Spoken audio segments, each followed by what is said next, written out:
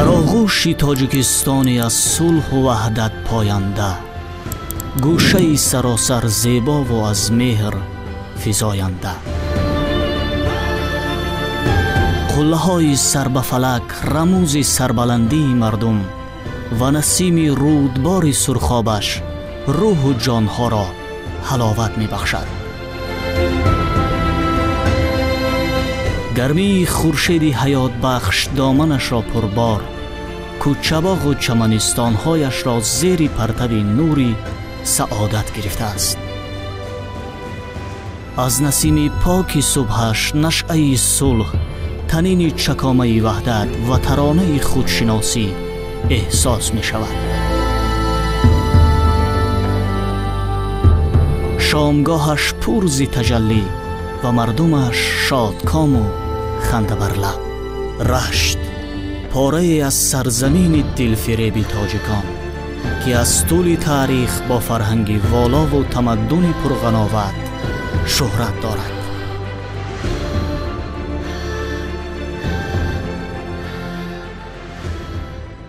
چه طبیعت زیبا و افسانوی! با پشت سر نمودن چندین قله ها و طی نمودن 128 کیلومتر راه شرقتر از شهر دوشنبه، بالاخره ما رسیدیم به یکی از گوشه های بسیار هم زیبا منظر تاجیکستان عزیزمان، انیقترش به یک موضع خوشباد و هوا بهشت روی زمین، به رشتون زمین. ناحیه رشت یکی از کلانترین ناحیه های وادی رشت، از شمال و شرقی آن به جنوب و غربی آن رود سرخاب میگذرد و پس آن به رود وخش میرسد. کمی دورتر از ما مرکز ناحیه یعنی شهرک غر موجود است. در این سفر با ما باشید.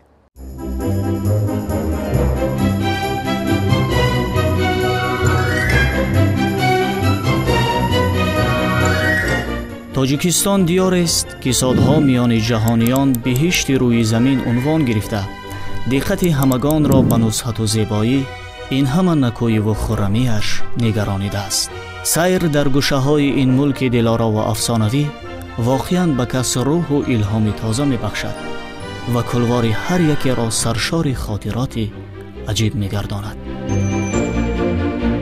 رشتان زمین یک مکان پرفیض و نعمت بخش است که با طبیعت نظرربا، هوای پاک و مصفا، چشمه و رودهای پرجوش و خروش، عقابان بلند پرواز و تیز چنگال و قله های پرسکوت و سربلند زینت یافته است که سیر به کنار مهرآفرین آن هر یکی را بالی در روح و همسفر قصه های عجیب و رنگین می‌گرداند. بالاخره ما آمدیم به رشت. بله، همان رشت که با دشت و دامن پهنا، چشمه های جانبخش و مصفا، میوه های شیرین و شهدبار و ده ها شخصیت های برومند و قهرمان معروف و محبوب گشته است، امثال نصرت الله مخزوم، باقی رحیمزاده و ده ها بزرگمردان دیگر.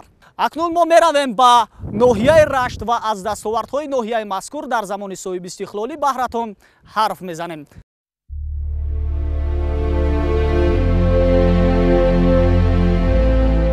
رشت که امروز با همه دلرباییش میان دیگر موضعهای خوشباد و هوا و حاصلخیز تاجیکان موقع خاص را اشغال نموده معروفیت به اندازه دارد، در حقیقت گذشته پرتحول را پشت سر نموده است. نام رشت در عهد قدیم همچون راشت و عصر 14 قراتگین به معنای سرزمین کوههای به آخر معلوم بود که توسط آن راه بزرگ ابریشم می‌گذشت. نام راشت را محققان سرخ معنی داد کردند و نام رود سرخاب نیز که عصرها باز از این مسیر عبور می‌کند همین معنا را دارد. بعضی بازیافت‌های قدیم ارخئولوژی از دامن کوههای وادی وخش گواهی آنند که 20-30 هزار سال پیش وادی رشت موجود بود و در آن شهر و دهه‌های زیاد در سمت کشاورزی پیشرفته ارزی هستی داشتند. شهر غرم در عصرهای پیش از میلاد آباد و زیبا و با نام غورقند معروف بوده است. مردم آن با ذکاوت و فراست و امتیاز سخن مشهوریت خاصی را دارا بودند. قراتگین همچون یک دولت مستقل در این وادی که مرکزش شهرکی امروزه غرم بود تا آخر عصر 19 ارزی هستی نموده است و در حال حاضر نام رشت را دارد که از مکانهای جالبی دارای تاریخ بای و فرهنگ والای سرزمین تاجیکان تاجدار به حساب می رود.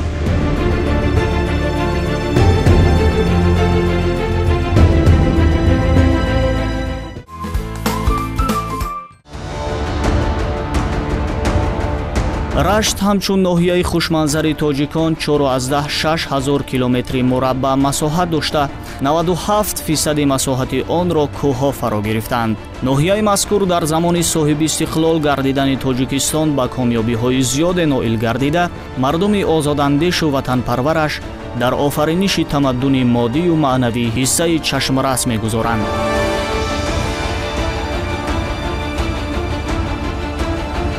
ба шарофати сулҳ ва пойдории ваҳдати миллӣ имрӯз тамоми соҳаҳо бо маром дар ноҳияи рашт пеш меравад. дар соҳаи маорифи ноҳия рӯз ба рӯз баҳри ба таълим фаро гирифтани наслҳо ва боло бурдани маърифати илмомӯзӣ имкониятҳои хубу беҳтаре ба миён омадааст, ки бешак метавон ин ҳама пешравиҳои назаррасро самари истиқлол номид. дар ҳоли ҳозир шумораи муассисаҳои таълимии ноҳия ба 112 адад мерасанд, ки раванди илмомӯзӣ дар онҳо дар ҳудуди ноҳия ҷиҳати баланд бардоштани таълиму тарбия таи чанд сол мешавад, ки бештар аз 20 мактабҳои наву замонавӣ ва қисмҳои иловагии онҳо сохта ба истифода дода шуданд ва тамоми муассисаҳои таълимӣ бо кадрҳои баландихтисоси омӯзгорӣ таъмин буда омӯзиш сол аз сол донишкада дар самти таълиму тарбия пешрафта истодааст. солҳои пеш мана 9 сол пеш ин фақат як шӯъбаи донишгоҳи омӯзгорӣ, донишгоҳи давлатии омӯзгории Тоҷикистон ба номи Садриддин Айнӣ ба ҳисоб мерафт. баъдан як филиали донишгоҳи мазкур шуд. ана ҳозир бошад донишкада мустақил аст ва тамоми барномаҳоу нақшаҳои худро худаш тартиб метиҳад, барои тасдиқ пешниҳод мекунад ва масъалагузорӣ мекунад дар назди вазорати маориф проблемаҳои имрӯзаи донишкада минтақаро дар самти таълиму тарбия ба роҳ мемонад. донишкадаи мазкур дар замони соҳиби истиқлолӣ тарҳи наве ба худ гирифта, имрӯз дар самти тайёр намудани омӯзгорони кордону бо таҷриба яке аз пешгомтарин боргоҳҳои илм ба ҳисоб меравад. агар мо пештар яъне дар тамоми ҷумҳурӣ 3 ё 4 муассисаи таҳсилоти олии касбӣ базавӣ амал мекард, имрӯз дар ҷумҳурии Тоҷикистон зиёда аз 39 мактаби олӣ амал мекунад, ки яке аз онҳо донишкадаи омӯзгории Тоҷикистон дар ноҳияи Рашт мебошад. мақсади асосӣ дар ноҳияи Рашт ташкил кардани муассисаи олӣ баланд бардоштани сатҳи дониши аҳолии ҳамин минтақа мебошад. албатта умеди калон дорем, ки донишҷӯёне ки донишкадаи моро хат менамоянд, онҳо кадрҳои баландихтисос мегарданд ва барои таъмини тамоми муассисаҳои таҳсилоти миёнаи умумӣ ва миёнаи асосӣ бо кадрҳои баландихтисос донишкадаи мо хизмат хоҳад кард. ҳар соле ба ин муассисаи таълимӣ тибқи квотаи президентӣ на танҳо аз раштон замин, балки тамоми навоҳӣ ва пойтахти мамлакат донишҷӯён ба илмомӯзӣ ҷалб мегарданд. дар баробари ин аз ҷумҳуриҳои ҳамсоя низ дар ин ҷо таҳсил намуда, дар давоми 4 соли хониш ҳамчун омӯзгорони баландихтисос ба камол мерасанд.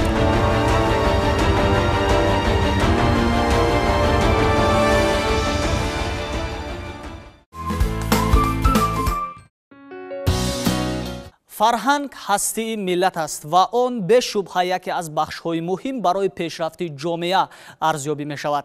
бо мақсади баланд бардоштани маърифати фарҳангӣ ва бедор намудани ҳисси зебои парастӣ, имрӯзҳо дар ноҳияи Рашт наздики 50 муассисаҳои фарҳангӣ амал менамоянд. биное ки айни замон мо шумо қарор дорем қасри фарҳанги ноҳияи мазкур мебошад, ки таи 2 сол бо харҷи 1,5 миллион сомонӣ пурра аз навсозӣ гардид ва имрӯзҳо дар ин қасри фарҳанг бисёр барномаҳои ҷолиби фарҳангӣ дар сатҳи хеле баланд сурат мегиранд. ёдовар мешавем, ки қасри фарҳанг ғунҷоиши 500 нафарро дар худ дорад. дар соҳаи фарҳанги ноҳияи Рашт, ки аз муҳимтарин бахшҳо мебошад, рӯз ба рӯз дигаргуниҳои куллӣ ва пешравиҳои рӯзафзун ба чашм мерасад. Дар ҳудуди ноҳия барои баланд бардоштани маърифати фарҳангӣ клубҳои деҳотӣ, китобхонаҳои замонавӣ бо беҳтарин шароити хидматрасонӣ, хонаҳои маданият, мактабҳои мусиқии бачагона ва осорхонаҳо фаъолият менамоянд, ки ҳамарӯз ба сокинон хидмати маъданӣ мерасонанд. ваҳдату сулҳу салоҳ барои пешрафти тамоми соҳаи хоҷагии халқи ноҳияи Рашт ва мин ҷумла барои пешрафти соҳаи фарҳанг, ки яке аз соҳаҳои пешбарандаи хоҷагии халқи ноҳия маҳсуб меёбад, натиҷаҳои хуберо ба бор овард. дар даврони соҳибиқтидорӣ заминаи моддии техникии муассисаҳои соҳаи фарҳанг ғанӣ гашт ва дар ин давом айни замон дар соҳаи фарҳанг 40 китобхонаи деҳот фаъолият дорад ва дар 13 ҷамоатҳои шаҳракию деҳотӣ хонаҳои фарҳангӣ ва инчунин дар 3 ҷамоати дигар клубҳои деҳотӣ фаъолият доранд. ҳамзамон дар соҳаи фарҳанги ноҳия қасри фарҳанг, як театри халқӣ, музеи хонаи назди қасри фарҳанг низ фаъолият доранд, ки ҳамаи инҳо ба мардум сиёсати хиратмандона ва фарҳангпарваронаи асосзои сулҳу ваҳдати миллӣ, пешвои муаззами миллатро пешниҳод мекунанд. дар ноҳияи Рашт зиёда аз 18 мавзеъҳо ва ёдгориҳои таърихӣ ба қайд гирифта шуданд, ки тамошояшон дар воқеъ ҷолиби диққат мебошад. ҳамзамон дар ҳудуди ноҳия 2 осорхона амал менамояд, ки ҳамарӯз меҳмонони дохил ва хориҷи кишварро бо фарҳанг, таърих ва мероси боини ёгони тоҷик ба хоса ноҳияи Рашт ошно мегардонад. имрӯзҳо дар бахши фарҳанги ноҳия барои муаррифӣ намудани таъриху фарҳанги пуршебу фарози мардуми Раштонзамин осорхонаи таърихи кишваршиносӣ амал менамояд, ки дорои 468 нигора мебошад.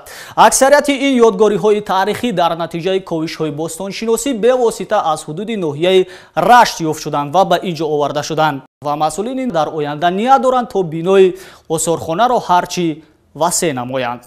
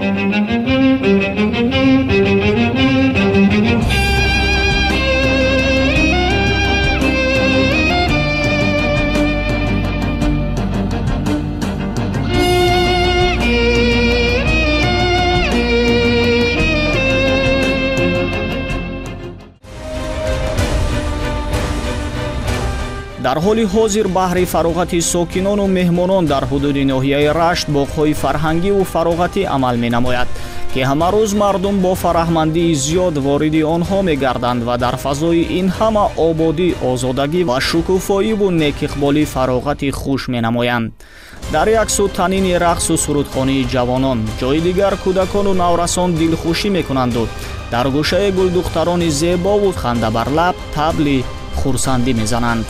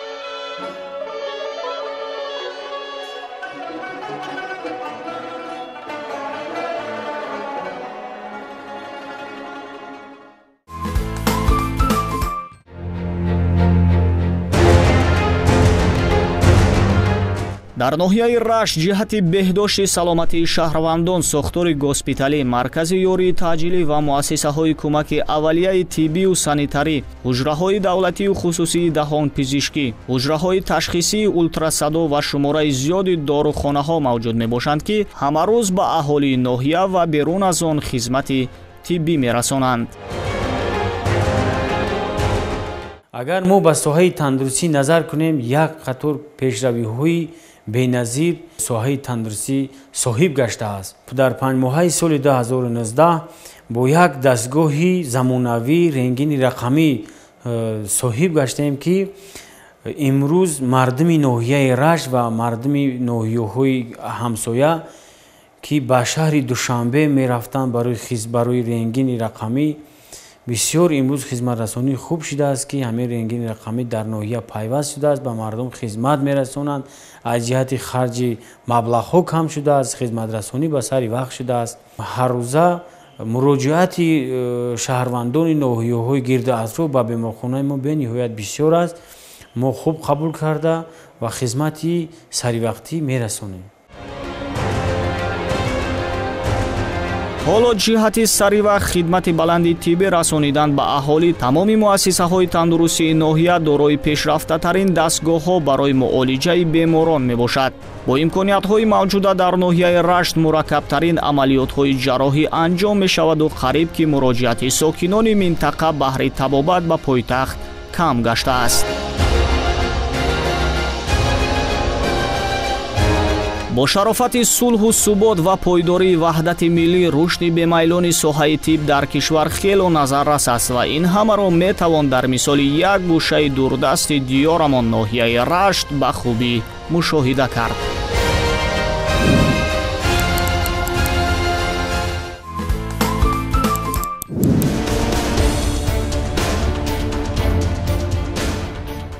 ноҳияи Рашт рӯз ба рӯз дар соҳаи саноат низ ба муваффақиятҳои чашмгире рӯбарӯ мешавад. имрӯз дар ҳудуди ноҳия беш аз 10 корхонаҳои хурду бузурги саноатӣ амал менамоянд, ки молу маҳсулоти онҳо чӣ дар дохил ва хориҷи кишвар харидорони худро дорад. дар ҳудуди ноҳия дар самти истеҳсол намудани либосҳои миллӣ корхонаҳои дузандагӣ, адрасбофӣ ва атласбофӣ фаъолият мебаранд, ки шумораи зиёди занҳои хонашинро ба кор ҷалб намуданд.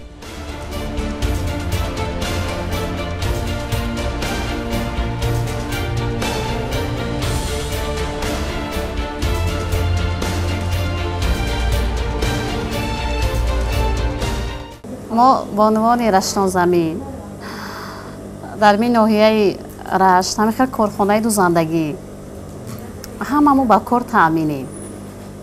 попурӣ мезанем, вишивка мезанем, гулдӯзӣ мекунем, ҳамаму ай кор таъминем. раҳмат ба ҷаноби олӣ ки мо ҳамихел корхона дорем, ҳамаи занакому таъминем ай кор.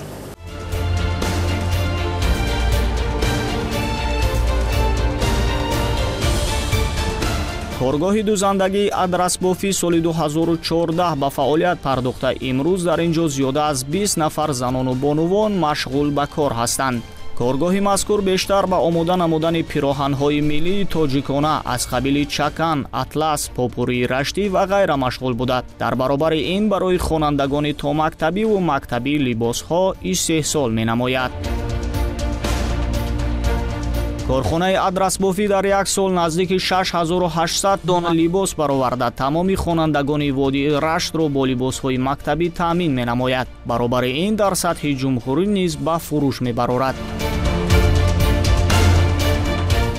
аз рӯзои аввале ки ман ба ин сехи дузандагӣ омадам, ман чунин ҳунарҳо надоштам. дар муддати кӯтоҳ аст ки ман ёд гирифтам. мо занони раштонзамин чунин ҳунарҳо, чунин либосҳои мактабиро медузем. шукрона мекунем ки чунин роҳбар дорем.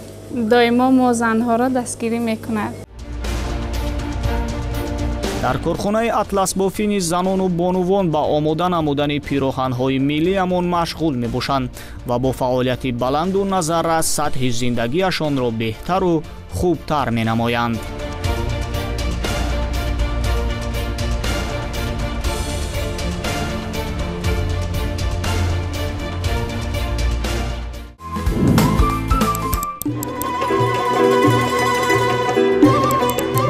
ҳунармандони ноҳияи рашт дар ҳама давру замон бо санъати хеш машҳур буданд ва то имрӯз дар ҳунармандӣ мумтозу моҳир мондаанд. Дар ин гӯшаи диёр ҳунарҳои гулдузӣ, бофандагӣ ва ғайра ҳунарҳои дастӣ миёни бонувон маълуму машҳур мебошад, ки қариб дар ҳар як хонадон намунаи баланди ин зумра ҳунарҳоро метавон мушоҳида намуд. албатта мардуми раштонзамин аз аҳди бостон то имрӯз ҳунарҳои маъмули худро нигоҳ доштанд ва онҳо дар ҳоли ҳозир аз тарафи аҳли ҳунари ноҳияи мазкур боз ҳам ривоҷу равнақ меёбанд.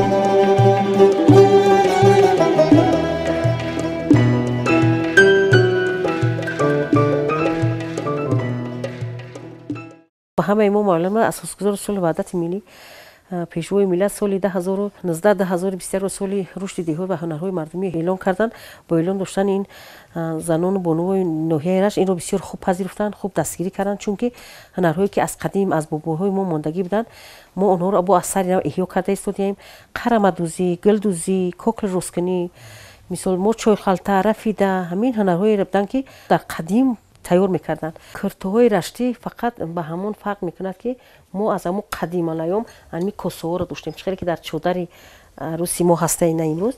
ҳамин мисол гиле ҳастае ки ҳамин коса мо мегем ва гили заминӣ мегем. анамин гиле ки дар ҳамин ҷо мебинем, анамин гили заминӣ ай. ҳамин маҳсули ҳамин дасти раштонзамин буд ки инор болиштои арӯсоро мекарданд. ҳамин гил ҳама вақт писароро модаро тоқӣ мекарданд. агар писаре ки тоқӣ намедошт, модари вайро эрод мегирифтанд ки модари вай ҳунар надора гуфта. минтақа тамоми ҷо фарқ дорад тоқи мо. ай шерозааш, ай тора уна нигаҳ кунем ки мо шерозаира занои мо заҳмати бисёр мекашанд ки вайро ба дравшак медӯзанд.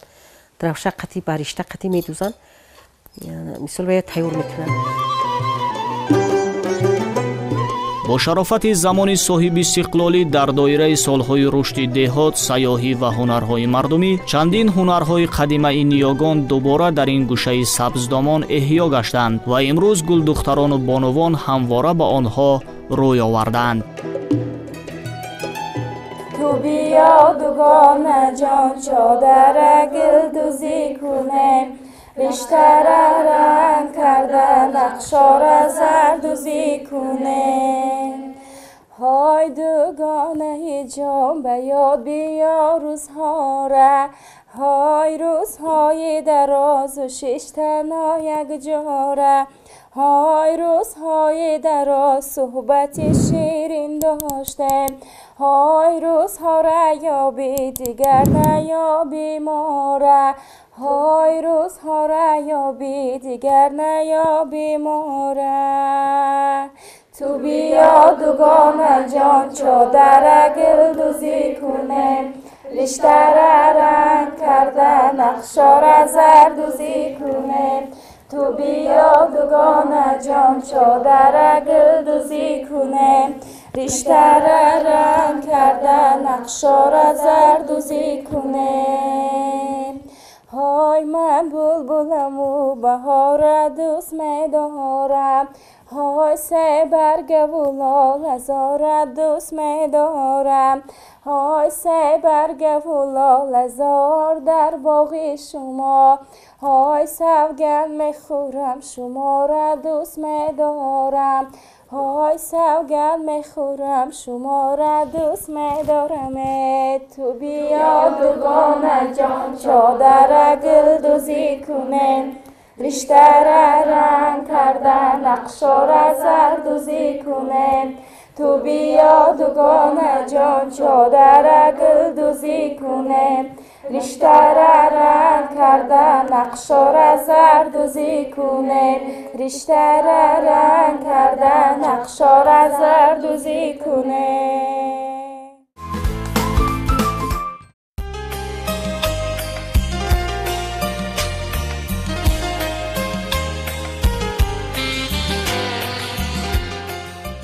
кадбонуҳои раштӣ дар омода намудани ғизоҳои хушлаззат низ дасти тавоно доштад. Чандин таомҳои маъмулро метавон ном бурд, ки хоси ин минтақа мебошад ва аз қадим то ҳол дар миёни мардум маъмул аст. бинандаҳои азиз, мо дар ноҳияи Рашт қарор дорем ва албатта дар ин минтақа бевосита пухтани ҳар гуна таомҳо воқеан ҳам ба ан ҳамин ноҳия хос аст. Айни замон холаи Ҷавоҳир ҳамроҳи дигар занҳои ноҳия ба омода кардани яке аз таомҳои бисёр ҳам маъмули раштонзамин машғул ҳастанд. Аниқтараш ин таом чӣ ном дорад хола?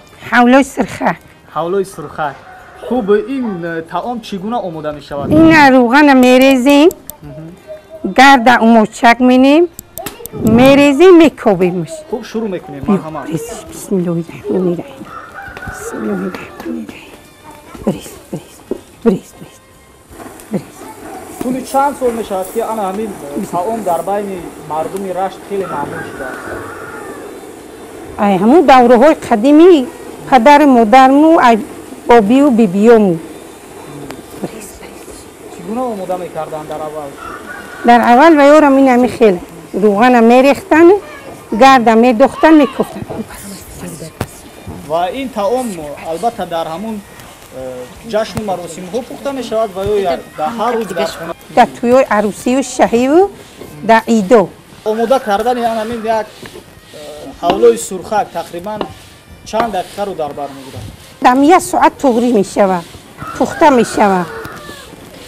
аллакай тамоми занҳои ноҳияи Рашт аз удаи ҳамин таом мебароянд? албатта ҳамаш медона ин корора ба духтарошува, ба тӯёшува, ба идошува мекунанд.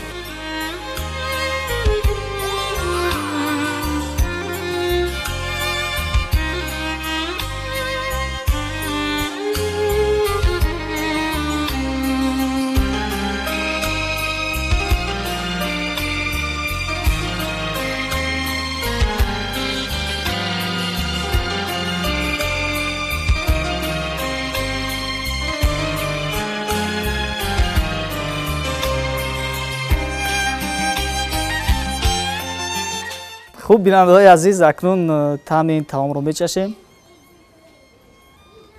дар ҳақиқат ҳам хеле ҳам болозат аст ин таом ва ҳамин аст ки он имрӯз хеле ҳам дар байни ин мардум маъруфияту маҳбубият дорад. бинандаҳои азиз, сафари мо дар ноҳияи Рашт идома дорад ва акнун мо аз ин ҷо меравем ба дигар ҷойҳои диданию таърихию сайёҳии ноҳияи мазкур. моро ҳамроҳ бошед. раҳмат. дар ноҳияи Рашт гӯшаҳои дилфиреби сайёҳӣ хеле зиёданд, ки баробари тамошо аксариятро мафтун мекунанд. аз шумули чунин мавзеъҳои сайёҳӣ боғи ботаникии фарҳангии кӯҳсори Аҷан мебошад, ки аз соли 1987 ба ин ҷониб миёни сайёҳон хеле ҳам пуровоза гаштааст. яъне сайёҳон чун ба водии Рашт сафар мекунанд, сараввал ба ин ҷо меоянд, аз ҳавои ин боғ нафас мегиранд ва пасон сафари худро дар дигар гӯшаҳои ноҳияи Рашт идома медиҳанд. нуктаи ҷолиб ин аст, ки дар ин боғ 22 навъи зардолу, 64 намуди себ ва 36 намуди нок шинонида шудааст ва аксарияти ин дарахтоне ки мебинед бештарашон пайвандӣ гаштаанд. масалан ана ин дарахт дар байни сайёҳон хеле ҳам маъруфият дорад, чунки дар як дарахт 14 намуди себ аст ва ҳамчунин масъулин дар ҳудуди боғ гӯшаи ҳунармандӣ таъсис доданд. инчунин таи чанд сол мешавад ки дар ҳудуди боғ сохтумони осорхонаи наву замонавӣ ки иборат аз 2 ошёна аст идома дорад ва албатта мо итминон бар он мебандем ки ин гӯша барои сайёҳон боз ҳам дар оянда ҷолиби диққат хоҳад буд.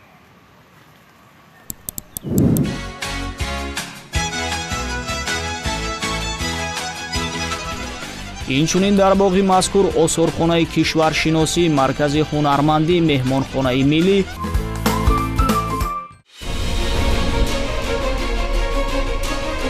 имрӯз дар ноҳияи Рашт баҳри гарму самимӣ истиқбол гирифтани меҳмонони дохилу хориҷ, тарабхонаҳои зебову барҳаво, меҳмонхонаҳои замонавӣ бо беҳтарин шароити хидматрасонӣ амал менамоянд, ки ҳама рӯз дар хидмати аҳолӣ мебошанд. ноҳияи Рашт дар ҳоли ҳозир бо симои афсонавиаш қатори як қатор маконҳои дилфиреби тоҷикистони асри замон ба як гӯшаи зебои сайёҳӣ табдил ёфтааст. тамошои атрофи он ва ободу зебо будани кӯчаву хиёбонҳояш агар аз як тараф бинандаро мафтуни ҳавои софу беғубор намояд, аз ҷониби дигар саёҳат дар маконҳои ҷолиби он ба кас роҳу илҳоми тоза мебахшад ва гӯшаи воқеан сарсабзу дилоро унвон мешавад.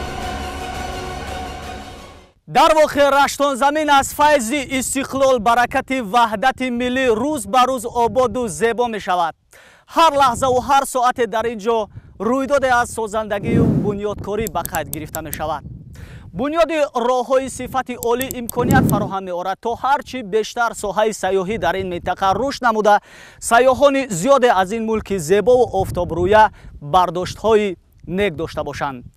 рости ин сафар барои гурӯҳи эҷодии мо бисёр ҳам аҷибу гуворо буд.